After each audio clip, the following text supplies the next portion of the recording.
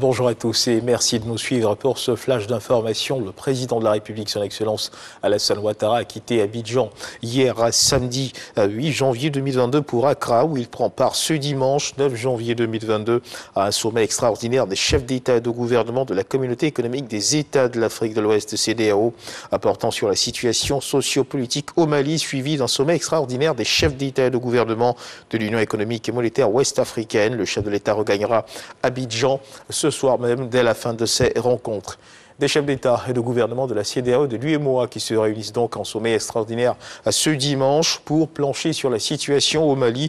Il pourrait y avoir des sanctions contre la junte militaire au pouvoir au Mali afin de les contraindre rapidement organiser un retour à une vie constitutionnelle normale du côté de Bamako au Mali. Tous sont dans l'attente des conclusions de ce double sommet de la CEDEAO et de l'UEMOA qui se tient donc ce dimanche du côté de Accra.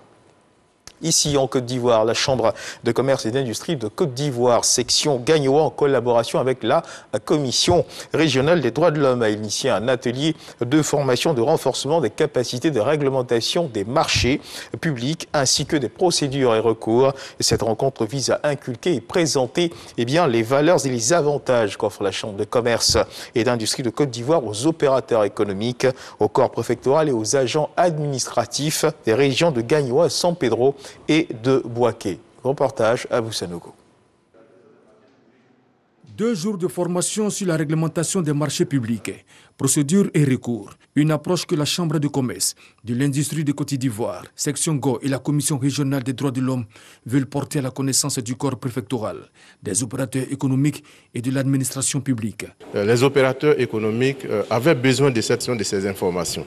Alors, ils se sont réjouis principalement donc des mesures d'assouplissement, de facilitation déployées, prises par le gouvernement pour faciliter leur accès au marché public qui constituent vraiment des opportunités très intéressantes. Il était important de présenter aussi la Chambre de commerce et d'industrie en tant qu'institution de la République, gérée par des pouvoirs des privés, de présenter ces institutions à nos autorités administratives de la région et profiter de former les opérateurs sur les procédures de passation de marché public comme source de ressources pour relancer l'économie régionale. La deuxième journée consacrée aux opérateurs économiques s'est voulu un cadre pour instruire les participants sur les procédures de passation des marchés publics ainsi que les recours. Nous, opérateurs économiques, nous n'avons pas d'informations concernant les marchés publics.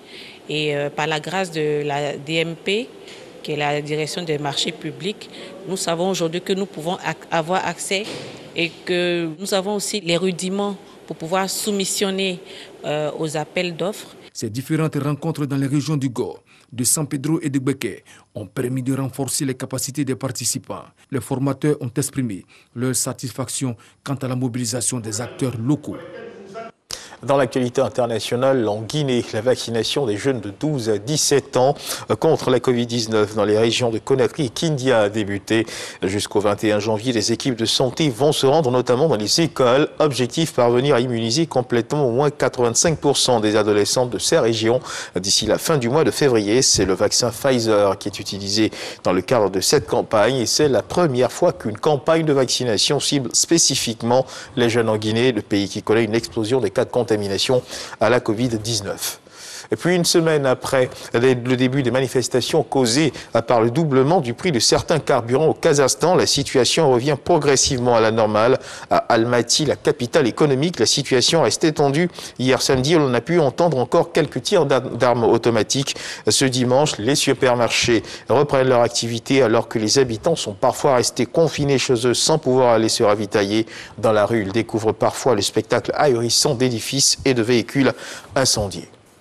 Et puis on termine avec cette information. Dans le cadre du Dimanche Magazine de ce 13h, nous recevrons le directeur de cabinet du ministre de la Promotion des Sports et du Développement de l'économie sportive, Monsieur François Alayao. Avec lui, nous parlerons des chances de l'équipe nationale de Côte d'Ivoire à la Coupe d'Afrique des Nations qui débute ce soir, donc ce dimanche. 9 janvier 2022. Il s'agira pour nous de discuter et d'échanger autour de la préparation de nos pachydermes afin que ceux-ci puissent apporter avoir de bons résultats au cours de cette compétition qui s'ouvre donc cet après-midi. C'est la fin de ce flash d'information. Merci de nous avoir suivis. Je vous retrouve à 13h pour le journal.